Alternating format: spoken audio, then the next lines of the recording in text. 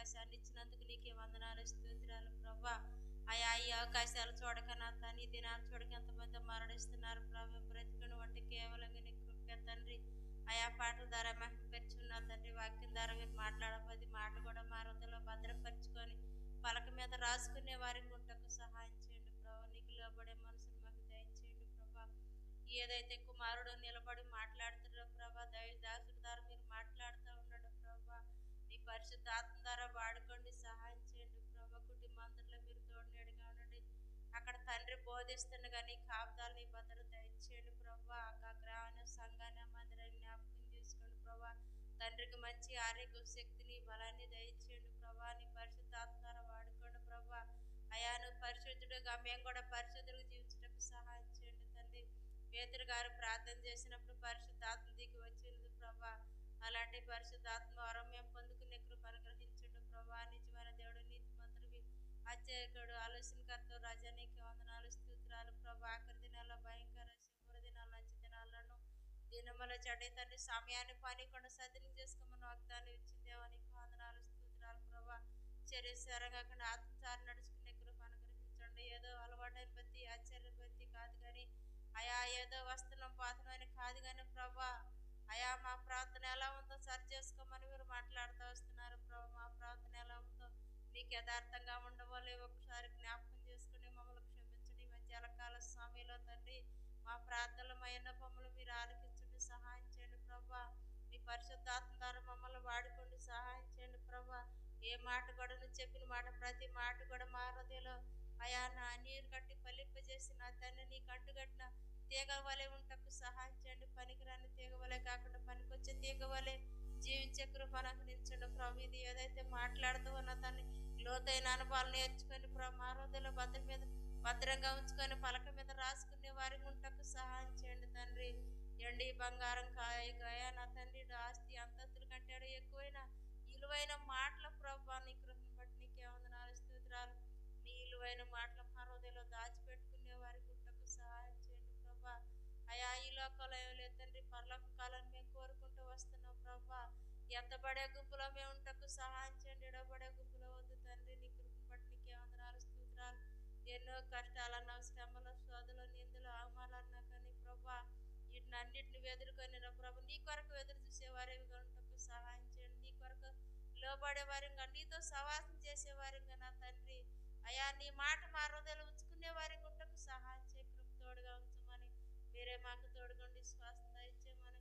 ఇంకా రానాయని బిడ్డ ప్రతి బిడ్డ కూడా నా తండ్రి వారికి ఎవరు భయంతో వణుకుతో వచ్చి తండ్రి నీకు సాగిలపడే మనసు దయచే కృప తోడుగా ఉంచమని. మేము చెబితే రారు కానీ మీరు చెబితే వస్తారని నేను నమ్ముతున్నాను తండ్రి. నమ్మటం నమ్మదైతే సాధ్యం, అసాధ్యమైంది ఏది లేదు. గొప్ప దేవానికి వందనాలు స్తోత్రాలు. మీరే మాకు తోడుగుండి శ్వాసం దయచే మనం ప్రభు యేసుక్రీస్తునామములో అడిగి వేడుకుంటున్నాం తండ్రి, ఆమేన్.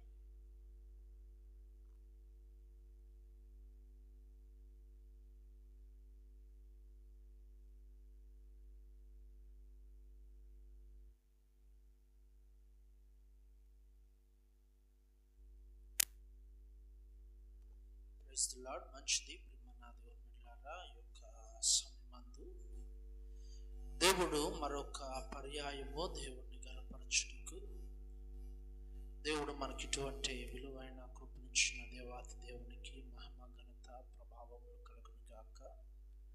మంచిది ఈ యొక్క సమయమందు దేవుని వాక్యమును దయచేసి లేఖనములను వాళ్ళందరూ కూడా తెరిచి రూతు గ్రంథము మొదటి అధ్యాయము 20వ వచనాన్ని ఒకసారి బైబిల్ ఉన్నవారు దయచేసి అందరూ కూడా తెరిచి రూతు గ్రంథము మొదటి అధ్యాయము 20వ వచనాన్ని ఒకసారి చూసారా? రూతు గ్రంథము మొదటి అధ్యాయము 20వ వచనాన్ని ఒకసారి చూడండి. మొదటి అధ్యాయము 20వ వచనం.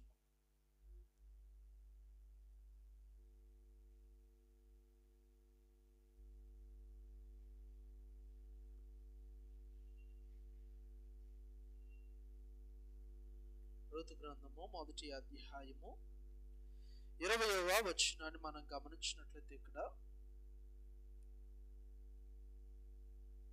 మొదటి అధ్యాయం 20వ వచనం. ఆమె సర్వశక్తుడు నాకు చాలా దుఃఖమును కలుగు చేసిన గనుక నన్ను నయోమి అనక మారా అనుడి అని చెప్తుందండి. ఇక లేఖనములో మనము యొక్క వచనమును జాగ్రత్తగా గమనించినట్లయితే, ఈ లేఖనములో మనము గమనించిన మాటలో ప్రాముఖ్యముగా ఒక స్త్రీ మనకు కనపడుతూ ఉన్నది. ఆ యొక్క స్త్రీ మాట్లాడుతున్న మాట ఏంటంటే, సర్వశక్తుడు నాకు చాలా దుఃఖమును కలుగు చేసిన గనుక నన్ను నయోమి అనక మారా అనుడి అని చెప్తుందండి. ఇక్కడ మనం లేఖనముల్లో యొక్క పరిశుద్ధ గ్రంథములో దాదాపుగా 66 గ్రంథాల్లో కలవు. అయితే ఈ యొక్క 66 గ్రంథాల్లో కూడా ఈ యొక్క స్త్రీలకు ప్రాముఖ్యముగా ఈ యొక్క 66 గ్రంథాల్లో కూడా 2 గ్రంథాలకు ప్రాముఖ్యంగా స్త్రీల పేర్లు పెట్టబడి ఉన్నవి. ఒకటి రూతు గ్రంథము, 2 ఎస్తేరు గ్రంథము. అనగా బైబిల్లో దాదాపుగా 66 గ్రంథములు ఉంటాయి. ఈ యొక్క 66 గ్రంథాల్లో ప్రాముఖ్యంగా 2 గ్రంథాలకి యొక్క అనగా దేవుడు స్త్రీలకు ఒక ప్రాముఖ్యతను దేవుడు ఇచ్చి ఉన్నాడండి. అందుకనే ఇక్కడ మనం గమనించినట్లయితే ఈ యొక్క నయోమి ఆమె జీవితాన్ని మనము గమనించినట్లయితే, ఈ యొక్క నయోమి యొక్క భర్త పేరు ఎలిమెలకుగా మనము గమనించవచ్చు. ఆ యొక్క మొదటి అధ్యాయము 2వ వచనంలో మనం గమనించినట్లయితే ఆ మనుషుని పేరు చూసారా, 2వ వచనము, ఆ మనుషుని పేరు ఎలిమెలకు, అతని భార్య పేరు నయోమి, అతని 2 కుమారుల పేర్లు మహలోను, క్లియోనుగా ఉన్నవండి.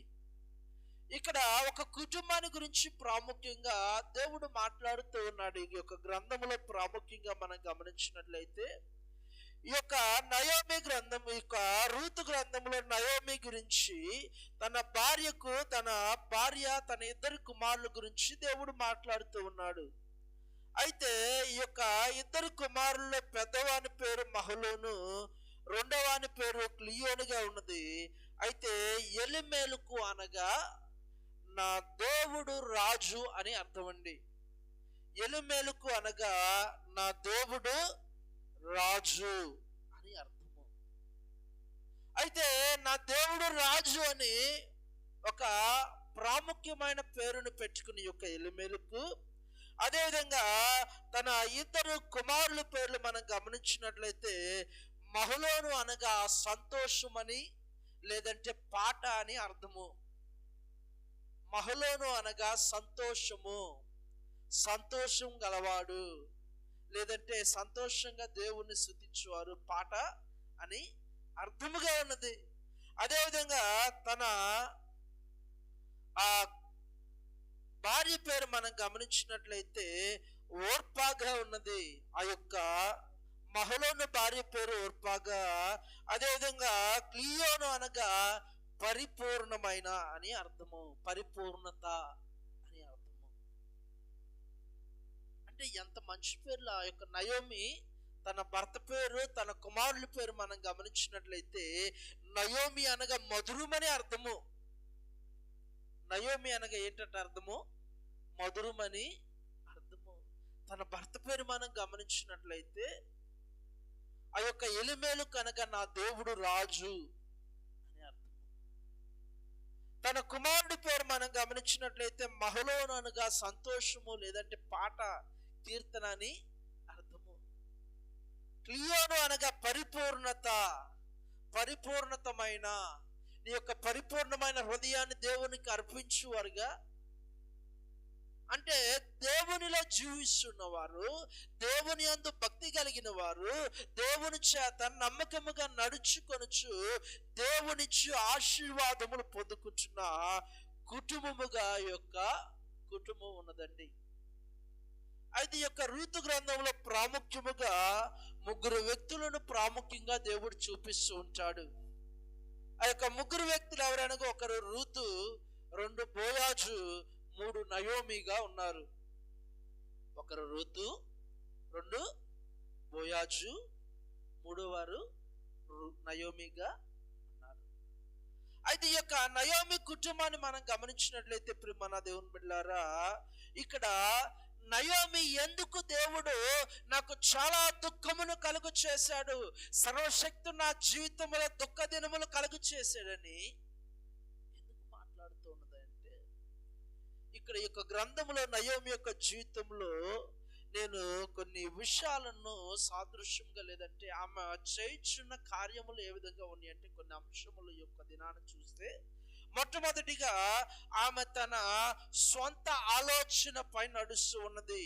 అదే స్వచిత్తంపై ఆధారపడి జీవిస్తూ ఉన్నది. మొట్టమొదటిగా ఎందుకు ఆమె జీవితంలో దుఃఖము కలిగి ఉన్నది, ఎందుకు ఆమె జీవితంలో వేదనకరమైన పరిస్థితులు ఎదుర్కొంటూ ఉన్నది, ఆమె జీవితం మధురముగా ఉన్న జీవితము ఎందుకు మారాగా చేదుగా మార్చబడి ఉన్నదయ్యా అంటే, మొట్టమొదటిగా ఆమె తన స్వచిత్తంపై ఆధారపడి ఉన్నది. అనగా దేవుని మీద ఆధారపడక ఎవరి మీద ఆధారపడదంట, తన సొంత ఆలోచనల మీద ఆధారపడి ఉన్నట్లుగా ఆ యొక్క మొదటి అధ్యాయము 4వ వచనంలో మనం గమనించవచ్చు. వారు మోయాబు స్త్రీలను పెళ్లి చేసుకొనిరి. వారిలో ఒక దాని పేరు ఓర్పా, రెండో దాని పేరు ఋతుగా ఉన్నది. మొట్టమొదటిగా ఆ యొక్క స్త్రీ తన సొంత ఆలోచనల చేత నింపబడి ఉన్నది. రెండోదిగా మనం గమనించినట్లయితే ఆ యొక్క స్త్రీ దేవుని చిత్తంపై, ఆ యొక్క స్త్రీ మనం గమనించినట్లయితే రెండోదిగా తన సొంత ఆలోచనపై ఆధారపడిన స్త్రీ రెండోదిగా సమస్యమును పోగొట్టుకున్నట్లుగా ఉన్నదండి. ఎందుకు ఆమె సర్వశక్తి నాకు దుఃఖమును కలుగు చేశాడని చెప్తుందంటే, ఒకటి ఆ యొక్క స్త్రీ తన సొంత ఆలోచనపై ఆధారపడి ఉన్నది. రెండోదిగా తనకున్నదంతయు కూడా ఏమైపోయిందంట, పోగొట్టుకుని ఉన్నది. మూడోదిగా ఆ యొక్క స్త్రీ జీవితాన్ని మనం గమనించినట్లయితే దేవుని చిత్తం మీద ఆధారపడినట్లు కూడా మనం చూడొచ్చు.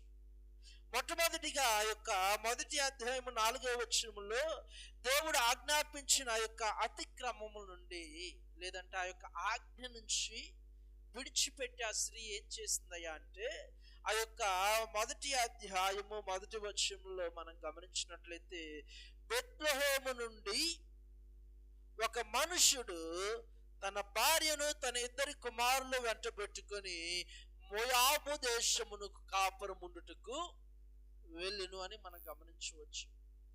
ఇక్కడ బెత్లెహేము అనగా దేవుడు నివసించు స్థలముగా, దేవునికి ఇష్టమైన ప్రాంతముగా ఉన్నది. రొట్టెలకు పుట్టినిల్లుగా ఈ యొక్క బెత్లెహేము ప్రాంతము చెప్పబడుతూ ఉన్నది.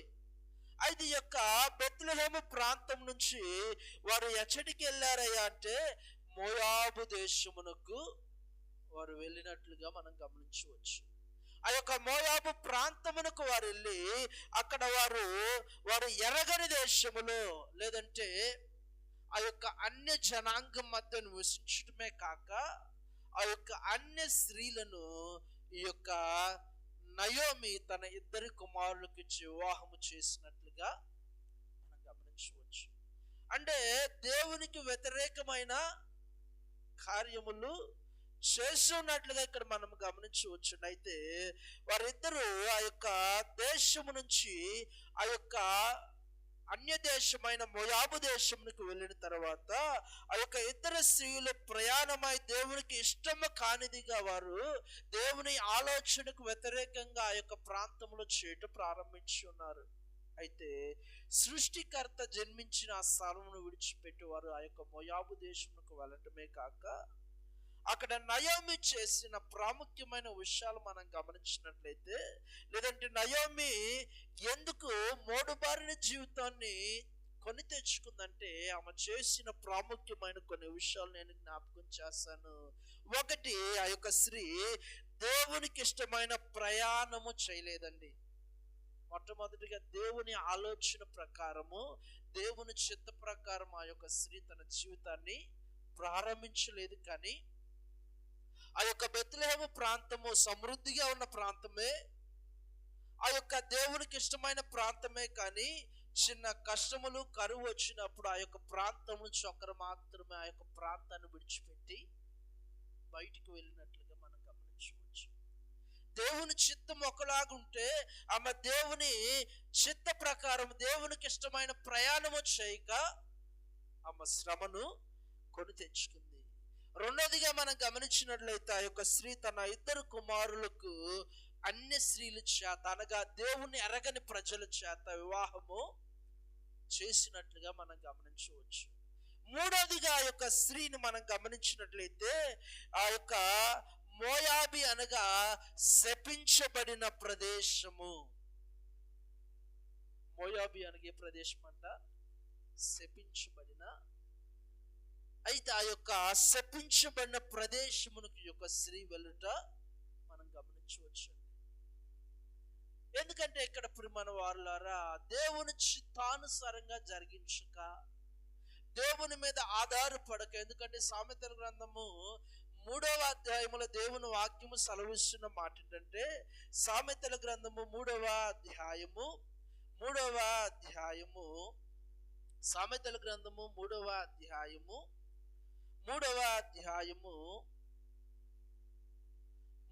అధ్యాయము చూసారా, 6వ వచనంలో మనం గమనించినట్టయితే, నీ ప్రవర్తన అంతటి యందు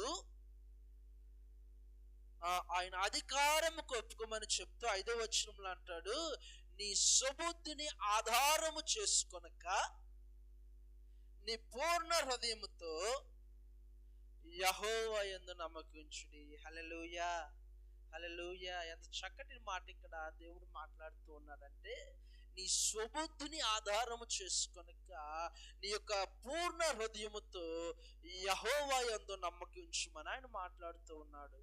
అయితే ఈ యొక్క నయోమి జీవితాన్ని మనం గమనించినట్లయితే, ఆమె మాత్రం ఆమె సుబుద్ధిని ఆధారము చేసుకొని దేవుణ్ణి విడిచిపెట్టి దేవునికి వ్యతిరేకమైన మార్గమును ప్రయాణించి వ్యతిరేకమైన కార్యములు జరిగించడం ద్వారా మధురమైన జీవితాన్ని మారాగా యొక్క స్త్రీ చేసుకున్నట్లుగా మనం గమనించవచ్చు. ఇక్కడ సమృద్ధిగా యొక్క బెత్లెహేము ప్రాంతం నుంచి బయలు వెళ్ళిన స్త్రీ తాను, తన భర్త, 2 కుమారులు, సమృద్ధి అయిన కుటుంబంతో బయలుదేరిన యొక్క స్త్రీ మరలా తిరిగి ఏ విధంగా వచ్చిందయ్యా అంటే, సమృద్ధిగా వెళ్ళిన స్త్రీ 3 బారిన జీవితం వలె తన భర్త మరణించాడు, తన 2 కుమారులు మరణించారు, తన పెద్ద కోళ్ళు తనను విడిచిపెట్టి ఆమె వెళ్ళిపోయింది. తన చిన్న కోళ్ళ విధురాలైపోయింది. ఎలాగో 3 బారిన జీవితం వల్ల ఆమె తిరిగి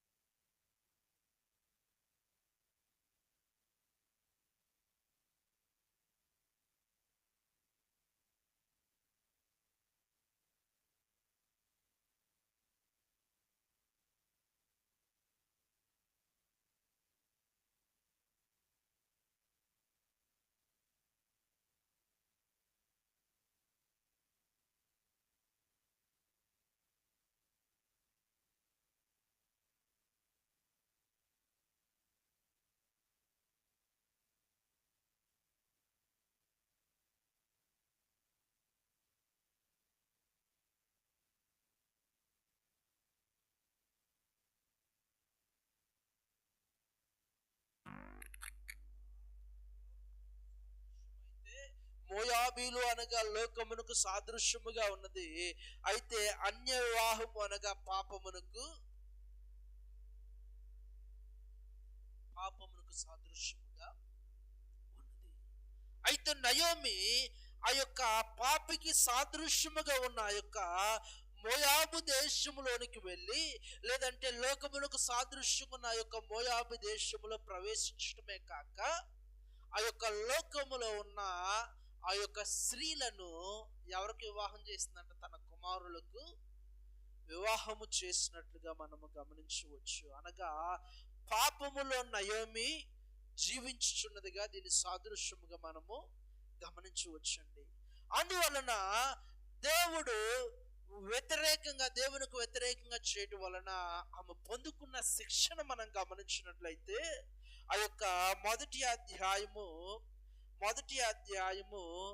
3వ వచనాన్ని మనం గమనించినట్లయితే, రూతు గ్రంథం 1వ అధ్యాయము 3వ వచనములో నయోమి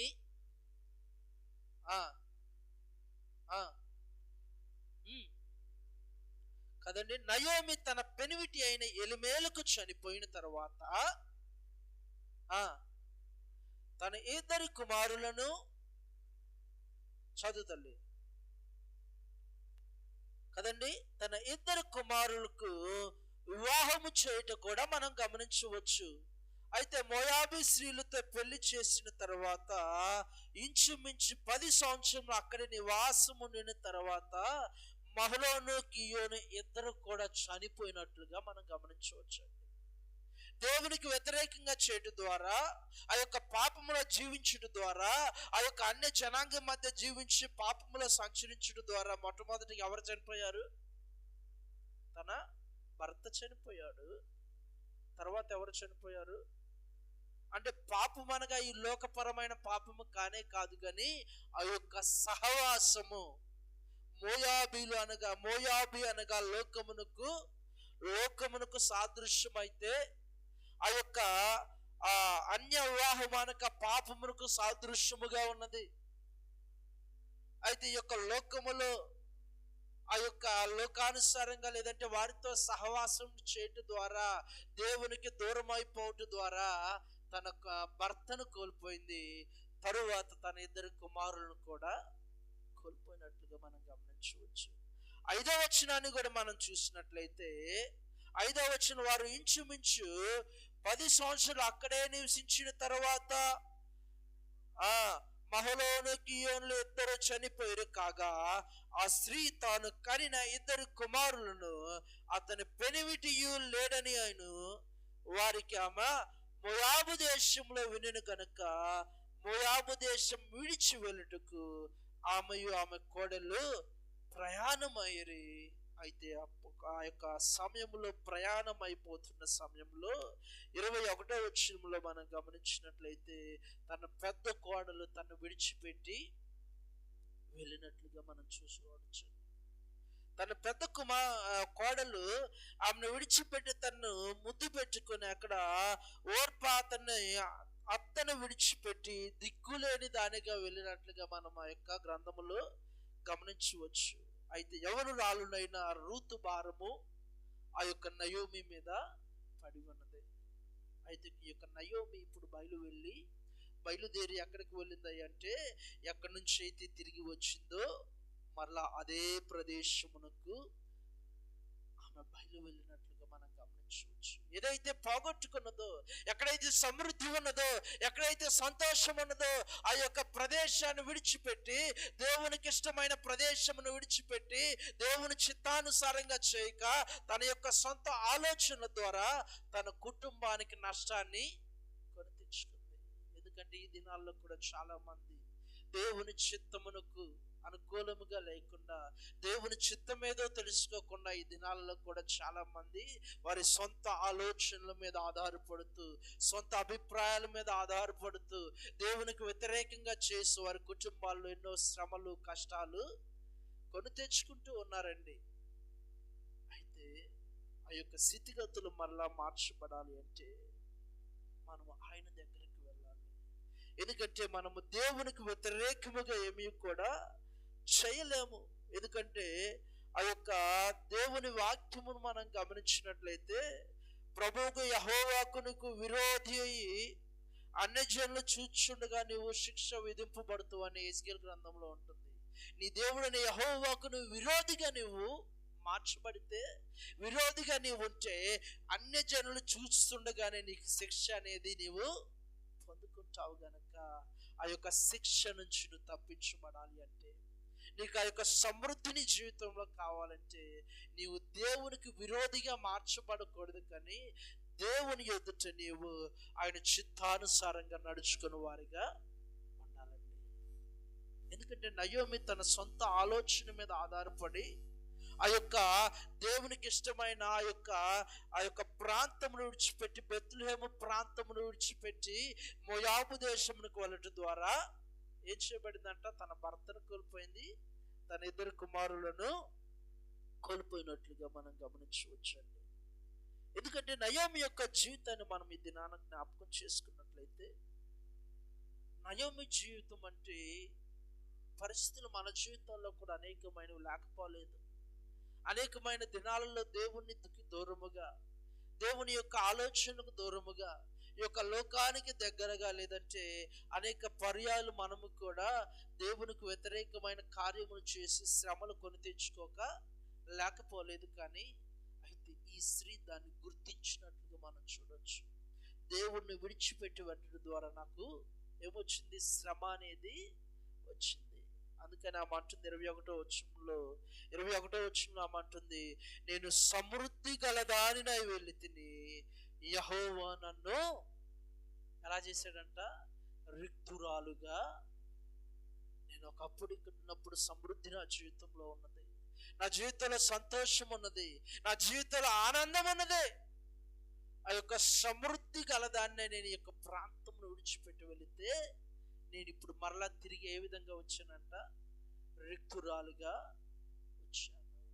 దేవునికి వ్యతిరేకంగా చేయటం ద్వారా నేను రిక్తురాలుగా మార్చబడ్డాను గనుక నన్ను నయోమి అనక మారా అనుడి అంటుందండి. మారా అనగా చేదు అని అర్థము. అనగా ఆమె జీవితంలో ఆ యొక్క తీపి అనేది, ఆ యొక్క సంతోషాన్ని కోల్పోయినట్లుగా ఆమె చెప్తూ ఉన్నదండి. ఎందుకంటే వారి జీవితంలో అనేకమైన ఆ విషయాలను జ్ఞాపకం చేసుకుని ఆమె తిరిగి మరలా ఆ యొక్క బెత్లెహేము ప్రాంతమునకు బయలు వెళ్ళటం జరిగి ఉన్నది. ఎందుకంటే ఈ దినానికి కూడా మనము కూడా చాలా మంది మనుషుల మీద ఆధారపడుతూ ఉంటాము. మనుషుల మీద ఆధారపడి ఏదో సంపాదించుకోవాలని, ఏదో ఆలోచన కలిగి దేవుడిచ్చే ఆ యొక్క ఉన్నతమైన ఆశీర్వాదాలు పోగొట్టుకుంటూ ఉంటాము. అయితే మరలా ఇప్పుడు దేవుని ఎదుట మోకరించడము ప్రారంభించింది ఈ యొక్క స్త్రీ. మారాగా చేదుగా మార్చబడిన యొక్క స్త్రీ, ఈ యొక్క చేదుగా మారిబడిన యొక్క స్త్రీ మరలా దేవుని మీద ఆధారపడుట కనుగొని ఉన్నదండి. దినాన్ని మన జీవితాల్లో కూడా నిజమే, మనం కూడా దేవుని మీద ఆధారపడక అనేకమైన ఇబ్బందులు కొని తెచ్చుకుంటూ ఉంటారు.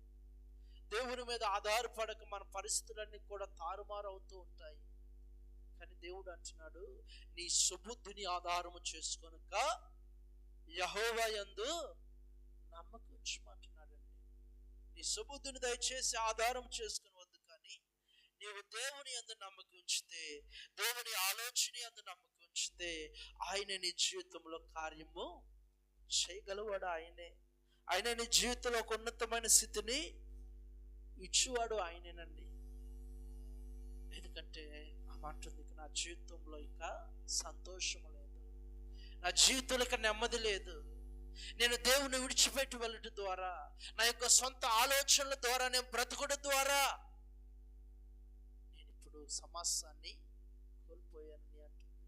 దేవుడు అంటున్నాడు, కృంగిపోతున్న వారిని లేవనెత్తువాడు దేవుడే కనుక శ్రమల కాలమందు నువ్వు కృంగిపోతే చాతగాని వాని వలె అవుతా ఉంటాడండి. శ్రమ వచ్చింది, ఇబ్బంది వచ్చింది. ఆ యొక్క ఇబ్బందుల కొలుములో కూడా నీవు దేవుని మరలా ఆశ్రయిస్తే, దేవుని దగ్గర నువ్వు మరలా దేవుడే ఆశ్రయముగా నువ్వు చేసుకుంటే, ఆయన అంటున్న మాట ఏంటంటే, నువ్వు శ్రమ వచ్చినప్పుడు నువ్వు కృంగిపోవద్దు. కృంగిపోతే చేతగాని వాని వల్లే ఉంటావు అంటున్నాడండి. ఎందుకంటే చాలా మంది ఏం చేస్తూ ఉంటారంటే, దేవుని విడిచిపెట్టిన తర్వాత, లేదంటే ఈ లోకానుసారంగా దేవునికి దూరం అవుతున్న పరిస్థితులు, చిన్న చిన్న శ్రమలు, ఇబ్బందులు వచ్చినప్పుడు వారికి ఆ విషయంలోనే కృంగిపోతూ ఉంటారు, ఆ విషయంలోనే వేదన చెందుతూ ఉంటారు. ఇక వారు ఆహారం తినరు, ఇక పనికి వెళ్ళరు, లేదంటే ఇక ఏ పని చేయకుండా అలాగూ ఆలోచిస్తూ ఆలోచిస్తూ ఆలోచిస్తూ వారి యొక్క అనారోగ్యాన్ని వారే కృంగ తీసుకుంటూ ఉన్నవారు చాలా మంది లేకపోలేదు. దేవుని వాక్యం సెలవుస్తుంది, శ్రమ దినము నువ్వు కృంగిపోద్దు అంటున్నాడండి. ఎందుకంటే దేవుని వైపు మరలా తిరిగి ఆధారపడిన దినము నువ్వు కృంగిపోవద్దు అంటున్నాడు. మరలా బలపరచువాడు ఆయనే, బలమునిచ్చువాడు ఆయనే, నిన్ను ధైర్యపరచువాడు ఆయనే. కనుక నీ సుబుద్ధిని నువ్వు ఆధారము చేసుకొనక దేవుని చిత్తము కొరకు నువ్వు ఎదురు చూడాలి.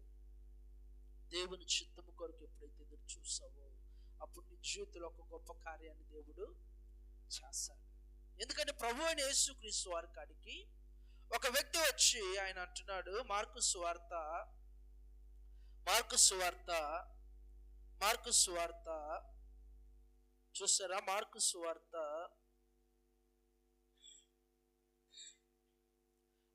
అధ్యాయము 40వ వచనములో ఒక వ్యక్తి, కుష్ఠవ్యాధి కలిగిన వ్యక్తి ప్రభు అయిన యేసుక్రీస్తు వారి కాడికి వచ్చి ఒక మాట అంటూ ఉంటాడు. ఒకసారి చూస్తారా? మార్కు సువార్త 1వ అధ్యాయము 40వ వచనము. ఒక కుష్ఠరోగి ఆయన యొద్దకు వచ్చి ఆయన ఎదుట మోకాలుంచి, నీకిష్టమైతే నన్ను శుద్ధునిగా చేయము. హల్లెలూయా, హల్లెలూయా కదండి. ఆ దినాలలో కుష్ఠవ్యాధి కలిగిన వారిని ఏం చేస్తూ ఉండేవారంటే, ఊరు బయట ఉంచేవాళ్ళు. అంటే ఊరిలోనికి కూడా రాణించే పరిస్థితులు ఆ దినాన లేనే లేవు.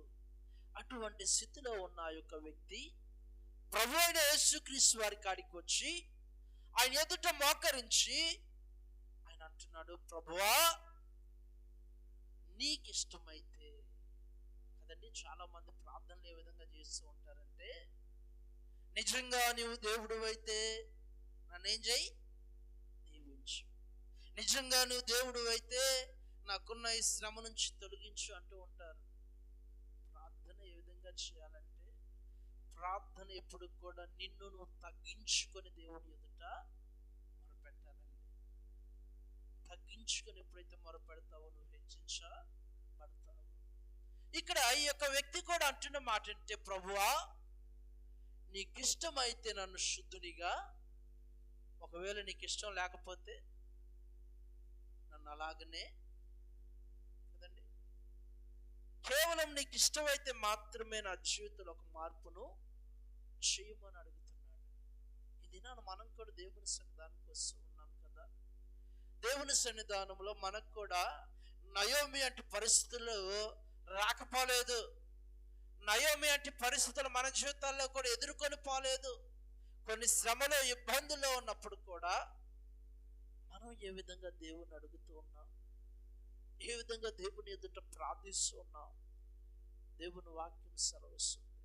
ఆ వ్యక్తి అంటున్నాడు, కుష్ఠవ్యాధి కలిగిన వ్యక్తి, అందరి చేత దూషించబడుతూ ఉన్న వ్యక్తి, అందరి చేత వెలివేయబడిన వ్యక్తి, అందరి చేత కూడా దూరముగా నెట్టబడిన వ్యక్తి దేవుని దగ్గరకు వచ్చి మొరపెడుతున్న మాట ఏంటంటే, నీకు ఇష్టమైతే నన్ను శుద్ధినిగా చేయి, నా జీవితాన్ని మార్చయ్యా అని ఆ వ్యక్తి ఎప్పుడైతే మొరపెట్టాడో, అక్కడ లేఖనములు మనం గమనించినట్లయితే ప్రభు అయిన యేసుక్రీస్తు ఆ వ్యక్తితో అంటున్నాడు,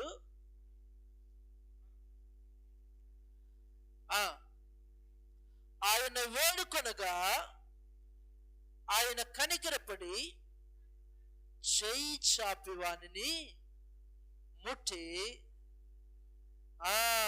నాకిష్టమేను శుద్ధుడు కమ్ము. హల్లెలూయా, హల్లెలూయా. దేవుడు ఎంత ప్రేమ గలవాడంటే, అందరు దూరం పెడుతున్నా, అందరూ కూడా దగ్గరకు రావడానికి ఇష్టపడకుండా వచ్చేస్తున్న ఆ వ్యక్తిని దేవుడు అంటున్నాడు, మొట్టమొదటిగా చక్కగా పట్టుకున్నాడండి. ఆయన ప్రేమ ఎటువంటిది అంటే, ఎంత ఘోర పాపునైన ప్రేమతో క్షమించువాడు, హక్కును చేర్చువాడు ఆయనే. దినాన చాలా మంది అనుకుంటూ ఉంటారు, నా దోషమును బట్టి ఇక నాకు క్షమాపణ లేదేమో, నేను చేస్తున్న యొక్క పాపం నుంచి నన్ను విడిపించగలవాడు ఎవడో లేడేమో అనుకుంటూ ఉంటారు. కానీ యేసయ్య మనల్ని ప్రేమిస్తూ ఉన్నాడండి. నిన్ను ప్రేమించిన దేవుడు నిన్ను చేయి పట్టుకొని ఆయన హక్కును చేర్చుకునేవాడు ఆయనే.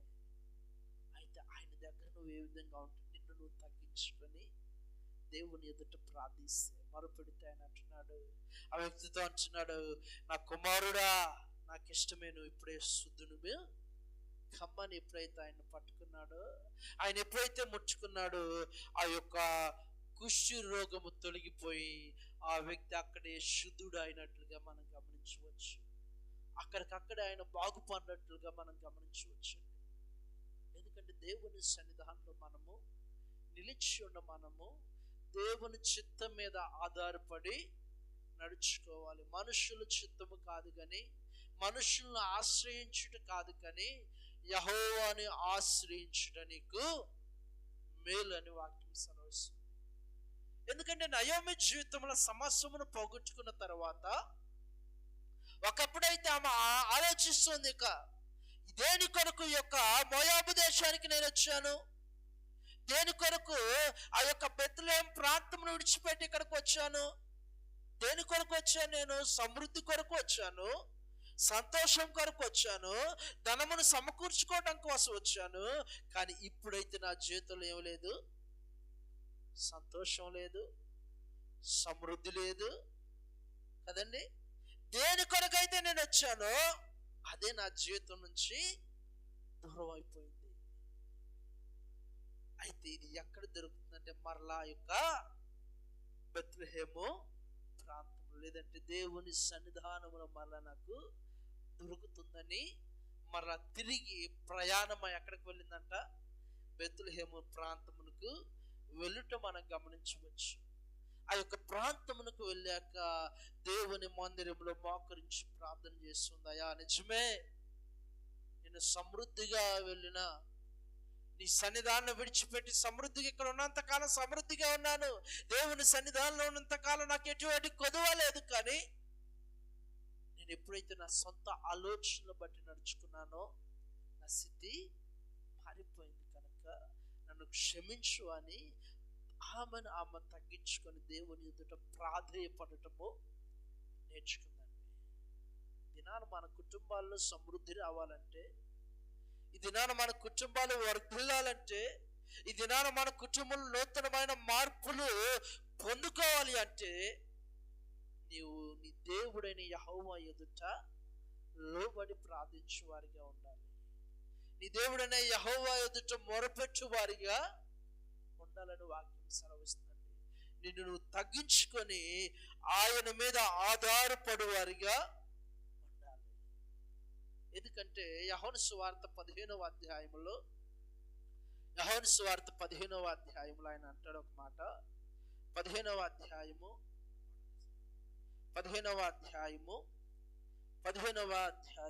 7వ వచనం ఒకసారి చూస్తారా?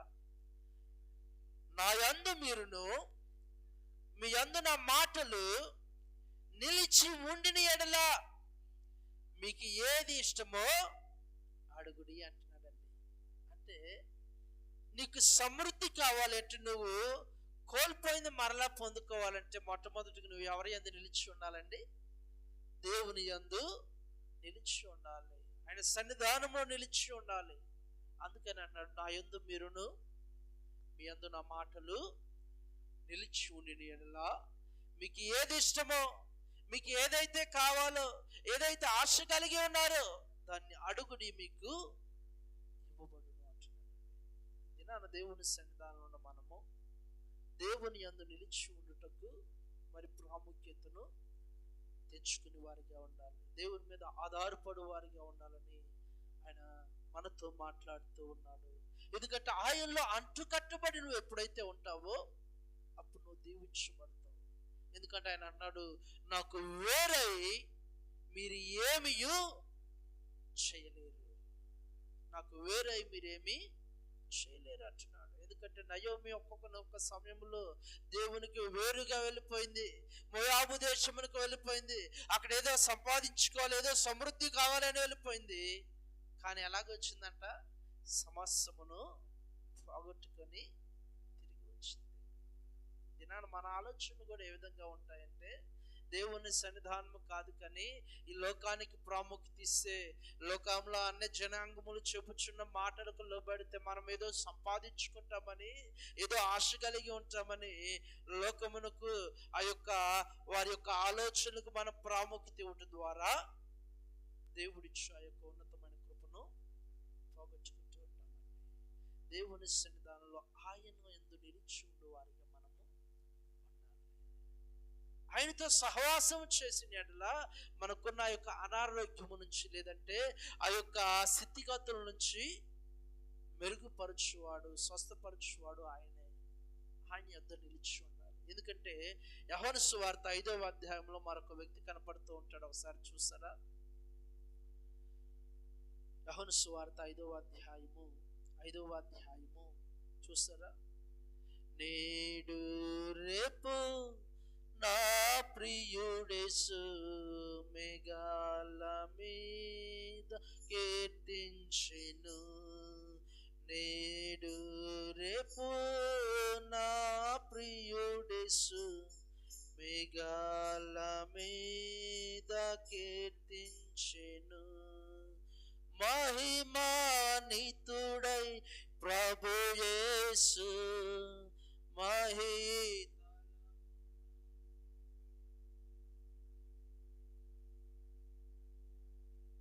నా ప్రియుడేసు మేఘాల మీద కీర్తించెను. ఇక్కడ మనం గమనించినట్లయితే ఆయన యందు నిలిచి ఉంటే మీకు ఏది ఇష్టమో అది అడుగుడి అని ఆయన మాట్లాడుతూ ఉన్నాడండి. ఎందుకంటే ఆ యొక్క నయోమి దేవుని యొద్దకు వచ్చి మరలా మొరపెట్టడం ద్వారా, తనను తాను తగ్గించుకోవడం ద్వారా మారాగున్న ఆ యొక్క స్త్రీని మరలా మధురముగా దేవుడు మార్చాడు. హల్లెలూయా, హల్లెలూయా. ఎందుకంటే ఈ యొక్క కుష్ఠరోగిని కూడా మనం గమనించినట్లయితే యేసుక్రీస్తు వారి దగ్గరకు వచ్చాయా, నీకు ఇష్టమైతే నన్ను శుద్ధుడిగా చేయని ఎప్పుడైతే అన్నాడో, దేవుడు అంటున్నాడు, నాకు ఇష్టమే నీవు శుద్ధుడువు కమ్మో. దేవుని ఎదుట నిలిచి ఉండటం నేర్చుకోవాలండి, దేవుని దగ్గర మొరపెట్టడం నేర్చుకోవాలి. ఇక్కడ మనం గమనించినట్లయితే 5వ అధ్యాయము 2వ వచనములో యెరూషలేము గొర్రెల ద్వారము దగ్గర హెబ్రీ భాషలో బెతెస్దా అనబడే ఒక కోనేరు కలదు. దానికి 5 మఠములుండెను. 5 మఠములు అంటే ఆ యొక్క బెతెస్దా కోనేరుకు 5 మఠముల యొద్ద, అనగా ఆ యొక్క కోనేరులో దిగటానికి 5 మఠాలుగా వారు కొన్ని ప్రదేశాలను సిద్ధపరిచారండి. అంటే ఒక కోనేరులో దిగటానికి ఏం చేస్తారు, మెట్లు కట్టి కదండి సిద్ధపరుస్తారు, దాన్నే మఠము అంటారు. ఇలాగా కోనేరుకి ప్రాముఖ్యంగా 5 మఠాలు ఉన్నాయి. ఈ యొక్క 5 మఠముల యొద్ద ఏం జరుగుతున్నాయంటే, అనేక మంది వ్యాధి గలవారు, అనేక మంది కుంటివారు, గుడ్డివారు, కుష్ఠవ్యాధి గలవారు, కళ్ళు లేని వారు గుంపులు గుంపులుగా పడి ఉన్నారు. ఎందుకు పడి ఉన్నారయ్యా ఆ ప్రదేశంలో అంటే, ఆ యొక్క బెతెస్దా అనబడే కోనేరుకు ఒక ప్రత్యేకత ఉన్నది. ఆ యొక్క ప్రత్యేకత ఏంటయ్యా అంటే, పరలోకము నుంచి ఒక దూత ఆయా సమయాలంటే ఒక సమయం అనేది ప్రాముఖ్యముగా లేదు, కానీ కొన్ని సమయాలలో ఆ యొక్క దూత ఆ యొక్క కోనేటి దగ్గరికి దిగి వచ్చి నీరు కదిలించుట కలదు. ఎప్పుడైతే ఆ నీరు కదిలిస్తుందో దేవుని దూత, ఆ యొక్క నీరు కదిలించబడిన పిమ్మట ఏ వ్యక్తి అయితే మొదట ఆ యొక్క కోనేటిలోనికి దిగుతారో, ఏ వ్యక్తి అయితే ఆ కోనేటిలోనికి ఆ వ్యక్తి ప్రవేశిస్తాడో, ఆ నీటిలోనికి దిగుతాడో, ఆ వ్యక్తి ఎటువంటి వ్యాధి గలవాడైనా శుద్ధి పొందుతాడు. హల్లెలూయా, స్వస్థత పొందుతాడు. కనుక ఆయనకున్న రోగాలన్నీ తొలగిపోతాయని ఒక ప్రాముఖ్యమైన కార్యములు అక్కడ జరుగుతూ ఉన్నవి కనుక అందును బట్టి చాలా మంది ప్రజలు ఆ యొక్క కోనేరు దగ్గర చేరి ఉన్నారండి. అయితే చేరి ఉన్న ప్రజల్లో ఆ సమయంలో ప్రభు అయిన యేసుక్రీస్తు వారు ఆ యొక్క కోనేరు దగ్గరికి వచ్చినప్పుడు, ఆ బెతస్దా అనబడే కోనేరు దగ్గరకు వచ్చినప్పుడు, ఆయన అందరినీ కూడా పరిశీలిస్తున్న సమయంలో, అందరిని చూస్తున్నప్పుడు ప్రభు అయిన యేసుక్రీస్తు వారికి ఒక వ్యక్తి కనపడ్డాడంట. హల్లెలూయా, హల్లెలూయా. ఎంతమంది కనపడ్డారంటండి? ఎంతమంది కనపడ్డారు? ఒకరు కనపడ్డారు. ఎందుకంటే ఆ వ్యక్తి ఎన్ని సంవత్సరాల నుంచి అక్కడ పడి ఉన్నట్టు, దాదాపుగా 38 సంవత్సరాల నుంచి ఆ వ్యక్తి అక్కడ పడి ఉన్నాడండి. అయితే యేసు ప్రభు వారు ఆ యొక్క వ్యక్తి దగ్గరకు వచ్చి అడుగుతున్నాడు, అయ్యా సహోదరుడా, ఇదిగో నువ్వు ఎన్ని సంవత్సరాల నుంచి ఇక్కడ ఉన్నావు? ఆ వ్యక్తి అంటున్నాడు, నేను దాదాపుగా 38 సంవత్సరాల నుంచి ఈ స్థలములో పడి ఉన్నానయ్యా అంటే అంటున్నాడు. మరి దేవదూత ఎప్పుడు వచ్చి నీరు కదిలించలేదా? కదిలించలేదా దేవదూత నీరు అంటే? ఆయన అంటాడు, అనేక పర్యాయాలు ఏం చేసిందంటే దేవదూత నీరు కదిలించింది, కానీ నీరు కదిలించే సమయంలో నేను వెళ్ళే లోపు మరొకరు వెళ్ళి ఆ నీటిలో దిగి బాగుపడుతున్నారయ్యా, నేను మాత్రం ఈ స్థితిలోనే పడి ఉన్నాను. చాలా మంది విశ్వాస జీవితాల్లో కూడా చెప్తూ ఉంటారండి, కొన్ని ప్రాంతాలకు వెళ్ళినప్పుడు స్వార్థ పరిచయ నిమిత్తము, బ్రదర్ ఎన్ని సంవత్సరాలు అయితే బాప్తీసం తీసుకొని, అమ్మ ఎన్ని సంవత్సరాలు అయితే బాప్తీసం తీసుకొని అంటే కొంతమంది అంటూ ఉంటారు, అయ్యా అదిగో నీ వయసు ఎంత ఉండిద్దో, నేను బాప్తీసం తీసుకోనని సంవత్సరాలు, దాదాపుగా 30 సంవత్సరాలు అవుతుంది, లేదంటే 25 సంవత్సరాలు అవుతుంది, ఎలాగో చెప్తూ ఉంటారు. అంటే ఇంత వయసు ఉన్నా, ఇంత అనుభవం ఉన్నా కూడా నువ్వు మేలు పొందుకోలేకపోతున్నావంటే, దేవుడిచ్చే యొక్క అభిషేకాన్ని పొందుకోలేకపోతున్నావంటే, దేవుని ఆత్మను పొందుకోలేకపోతున్నావంటే నువ్వు ఇంకా ఏ స్థితిలో ఉన్నావో తెలుసా? పక్షవాయు గలవాడు ఏ విధంగా అయితే పడి ఉన్నాడో ఆ స్థితిలోని మనం ఇంకా పడి ఉన్నాం. దేవుని రుచి ఎరిగితే, దేవుని సన్నిధానంలో నా యొక్క శక్తి ఎరిగితే, దేవుని సన్నిధానాన్ని కోల్పో. దేవుని సన్నిధానంలో నా యొక్క అభిషేకాన్ని నువ్వు పొందుకుంటే, ఆదివారం దేవుని మందిరానికి నువ్వు దూరం కానే కావండి.